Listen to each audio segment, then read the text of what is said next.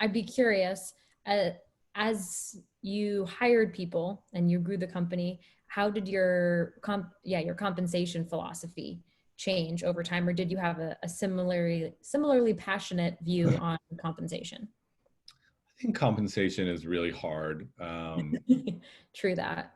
Yeah, it's tough because, I think number one, every agreement is negotiated separately, right? Like, I mean, I think in startups, you've got people who are like, oh, these are my bands, this is the range of comp. And of course you want fairness, but when you've got someone you really want and the number is X that you need to pay to get them, then I find that you're always kind of like paying up, right?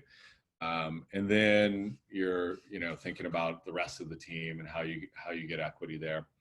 Um, I always try to pay people for the value that they're adding to the business. And I think one of the things Silicon Valley's done better than anywhere else, and I think Jake could attest to this from his time at Uber, is they're just really gracious with their ownership, with the stock options.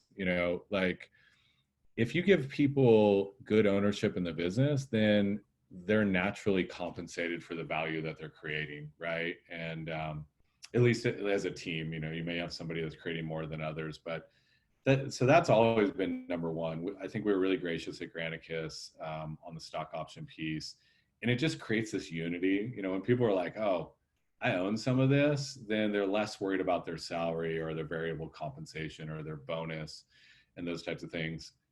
After that, like, of course, when you have scarce resources, you're trying to put some of that in variable, right? Like, if it's like a profit share, essentially, like, hey, if we can do X, then you're going to get a little bit more. And those plans, I think, are hard to execute on. They're hard to build, they're hard to execute on and set good expectations. So I think it's tough, but that's another tool for startups to use. And then, I think you just have to be conscious of the market value for people. And I think that's why we were always hiring younger people at Granicus. Now, we were all younger, and I feel like people hire people like them a lot. I think that's one of the issues around race and equality is, like, people like to hire people like them, and they resonate with their stories a little bit. And I think as leaders in these companies, we have to be conscious of that potential bias, and we have to, kind of rethink how we look at some of that. But yeah, I mean, we had to hire people cheap, and when we were selling the business, essentially, or bringing in a new investor,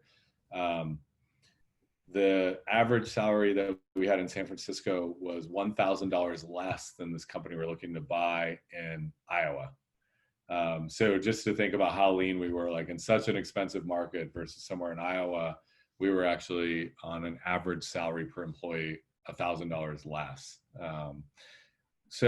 But we were giving a lot of stock, and we were giving younger people an opportunity, right? So you're always trading something. If you've got a ton of cash and you can just go hire the 25-year veteran, who's still passionate about the industry and has got all that energy, then great. But those people, I find, are also pretty expensive and want a lot of resources around them, et cetera. So yeah,